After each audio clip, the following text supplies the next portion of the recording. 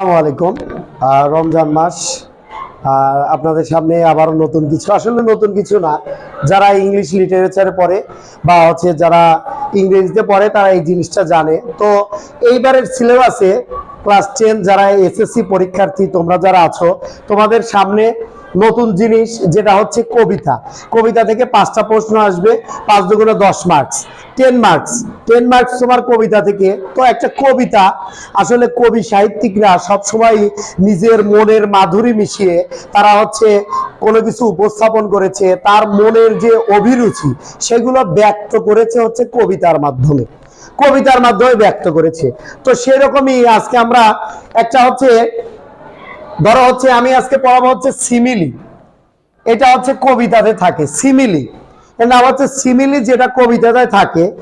ধরো একটা মেয়ে তখনই সুন্দর লাগবে যখন তাকে অলংকার পরানো হবে। কি পরানো হবে? অলংকার পরানো হবে, মানে গয়নাগাটি, যাকে বলে এক কথায় গয়নাগাটি। গয়নাগাটি যখন তারে পরানো হবে তখন তারে কি লাগবে? সুন্দর লাগবে, অবভিয়াসলি সুন্দর লাগবে। যে নর্মাল যেভাবে আছে যদি একটু সাজুগুজু করে বা একটু গয়নাগাটি পড়লো, সেই রকমই ইংলিশে যত কবিতা, গল্প বা বিভিন্ন জিনিস আছে সেখানে কিছু জিনিস ইউজ হয়, তার নাম লিটারারি টার্ম বা লিটারারি ডিভাইস। দেখো, লিটারারি ডিভাইসেস একে বলা হয় অলংকার, একটা কবিতার অলংকার। বা একে আরেকটা নাম আছে লিটারারি টার্ম, আরেকটা নাম আছে এর ফিগার অফ স্পিচ।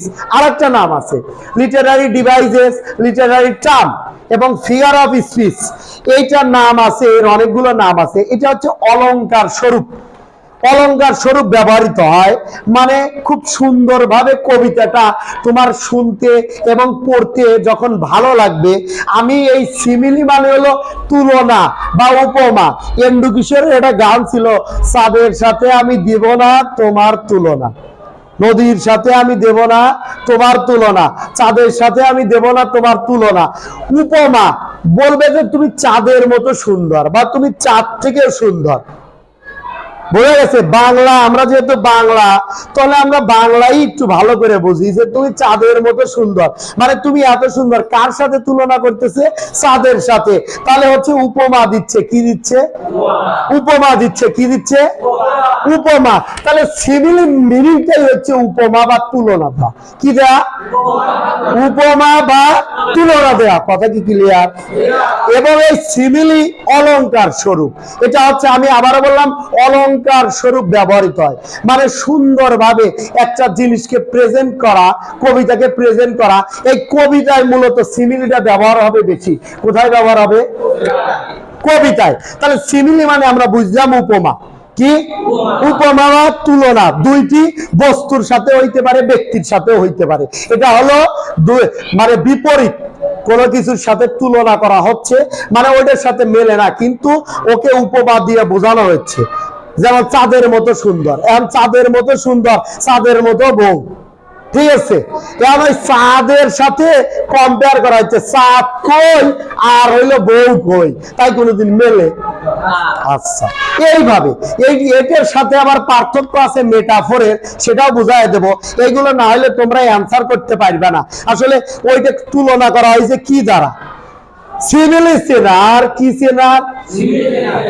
একবারে সোজা জিনিস, সোজা টেকনিক তোমাকে বুঝাই দিচ্ছি। তুমি সংজ্ঞা পারো না, কিচ্ছু পারো না, ডাজেন্ট ম্যাটার। বাট তুমি যখনই দেখবে ইয়াস কথাটা আছে, কি কথাটা আছে, তখনই তোমার বুঝতে হবে এটা হলো সিমিলি। কি? লাইক কথাটা আছে। কি কথাটা আছে? লাইক কথাটা আছে, সেটা কি? সিমিলি।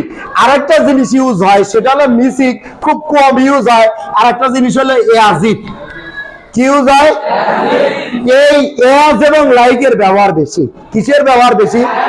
তোমরা কবিতাতে এই রকম জিনিস দেখবা, এজ এবং লাইক আছে। কি আছে? এজ এবং লাইক আছে। কি আছে? এজ এবং। এটা থাকলে কি বুঝবো? সিমিলি। কি বুঝবো? এজ ব্ল্যাক এজ কোল, কয়লার মতো কালো। আসলে কিসের মতো কালো? কার সাথে তুলনা করাইছে? কয়লার সাথে। কার সাথে তুলনা করাইছে? কি দিয়ে তুলনা করছে? অ্যাস। কি দিয়ে তুলনা করছে? তাহলে সেটা কি? সিমিলি। কথা কি ভুল? ক্লিয়ার? কথা কি বুঝছো? এরপরে অ্যাস ফেয়ার অ্যাজ এ রোজ, তাহলে গোলাপের মতো সুন্দর। কার মতো সুন্দর? তুলনা করা হয়েছে কার সাথে? গোলাপের সাথে। কিসের সাথে? কিসের সাথে? তাহলে কি? সিমিলি। কথা কি ক্লিয়ার? তুলনা করা হয়েছে, ওই তুলনা করা হয়েছে। এরপরে our freedom fighters, our freedom fighters, এখানে হচ্ছে লাইক কথাটা, আওয়ার ফ্রিডম ফাইটার্স ফট, আমাদের মুক্তিযোদ্ধারা যুদ্ধ করেছিল লাইক লায়ন্স। কার মতো? কার সাথে তুলনা করেছে? কার সাথে তুলনা করেছে? সিংহের সাথে। তাহলে আমি কিসের ব্যবহার হয়েছে? সিমিলি। লাইকটা কি? বোঝা গেছে আমার কথা? বোঝা গেছে নাকি? একদম ক্লিয়ার? ভেজাল আছে? ঠিক? শিওর? তাহলে এবার সাবাবে টানি। সাবাবটা হইলো, সিমিলি হচ্ছে লিটারারি ডিভাইস যার মিনিং হচ্ছে অলংকার, একটা কবিতার অলংকার। কি বলা হয়? একটা অলংকার স্বরূপ। বোঝা গেছে? তুলনা করা হবে অলংকার স্বরূপ। এইগুলো এই অলংকার গুলো কবিরা ব্যবহার করেছে, সাহিত্যিক অলংকার বা সাহিত্য অলংকার, যেগুলোকে বলা হয় লিটারারি ডিভাইস বা লিটারারি টার্ম এবং ফিগার অফ স্পিচ। কথা কি বোঝা যাচ্ছে? বুঝছেন? ক্লিয়ার? আচ্ছা, তাহলে আমরা সিমিলিটা চিনব কিভাবে? অ্যাজ এবং লাইক, অ্যাজ ইফ দেখে চেনা যাবে। আর ধীরে ধীরে যদি তোমরা বলো যে স্যার সিমিলির উদাহরণ দাও, আমার কাছে শীট আছে, মনে করো যে হিউজ পরিমাণে আছে উদাহরণ, তোমার যত ইচ্ছা তুমি উদাহরণ, আবার তোমাকে টেকনিক শিখাই দেবো, সেই টেকনিক দিয়ে তুমি বানাইতেও পারবা। ঠিক আছে? রোজার দিন বেশি কথা বলবো না, বুঝছেন তো? ওকে, থ্যাংকস এ বাঞ্চ।